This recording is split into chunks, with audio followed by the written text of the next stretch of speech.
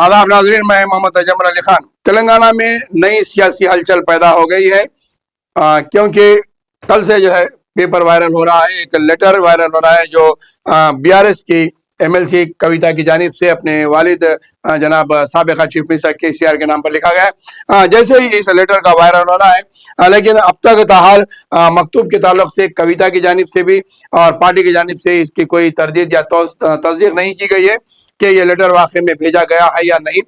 लेकिन जो भी बात है, इस लेटर के बहाने से ये बात सामने आ गई है कि तेलंगाना में बीआरएस पार्टी के अंदर इख्तलाफात बड़े पैमाने पर उरूज पर आ चुके हैं, जहां पर हरीश राव और केटीआर के दरमियान में तलखियां पाई गई थी, उसे दूर करने की कोशिश की जा रही है। अभी वो सिलसिला चल ही रहा है कि कविता का ये लेटर सामने आया है, जिन्होंने वरंगल के जलसे के ताल्लुक से अपने वालिद से कुछ सवालात किए हैं। जो सवालात है उसमें अहम सवाल ये है कि जलसे में जब तकरीर के दौरान केसीआर साहब ने वक्फ बिल पर खामोशी इख्तियार की।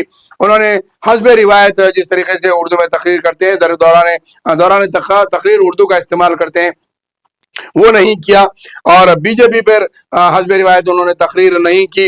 वहीं पर वारंगल जलसे में सीनियर कायदीन को नजरअंदाज किया गया है, इस ताल्लुक से उन्होंने लेटर में लिखा है। तो वहीं पर साबिका इंचार्ज पर भरोसा किया गया, जो साबिका जिम्मेदार थे उन पर भरोसा किया गया और उनकी वजह से सीनियर लोगों को नजरअंदाज किया गया है। केसीआर खानदान में इख्तलाफात की जो क़यासारियां की जा रही है, उस पर उन्होंने लेटर लिखा है, बात किया, वजाहत तलब की है। तो वहीं पर एमएलसी इलेक्शन में मुकाबला ना करने पर उन्होंने अपने वालिद से सवाल किया है।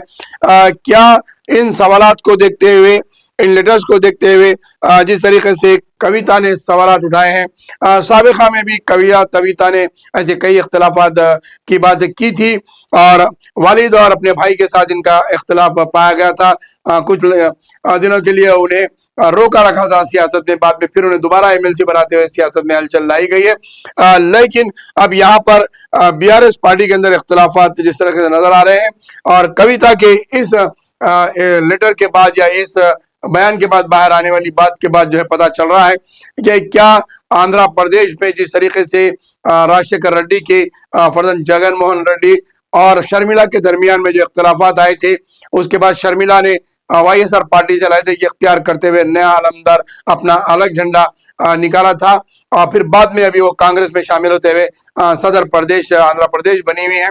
तो क्या तेलंगाना में कविता शर्मिला बन सकती है तेलंगाना की? क्या वो अलहदा होते हुए अलहदा पार्टी शुरू कर सकती है, क्योंकि अपना समिति चला रही है?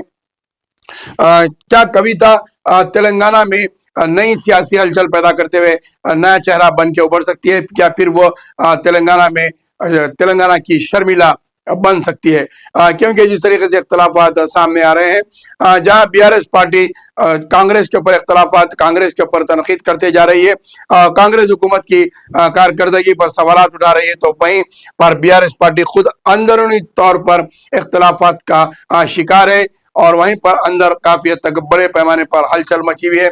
आइंदा सियासी हलचल में केसीआर केटीआर एक तरफ, हरीश राव और कविता एक तरफ हो सकते हैं। बीआरएस टीआरएस दो जमातों में तकसीम हो सकती है। क्या ये आइंदा का लम्हा ही बताएगा? लेकिन बीआरएस पार्टी के अंदर इस लेटर के बाद बड़े पैमाने पर हलचल मच चुकी है और ग्रुप बंदियां बनना शुरू हो चुके हैं।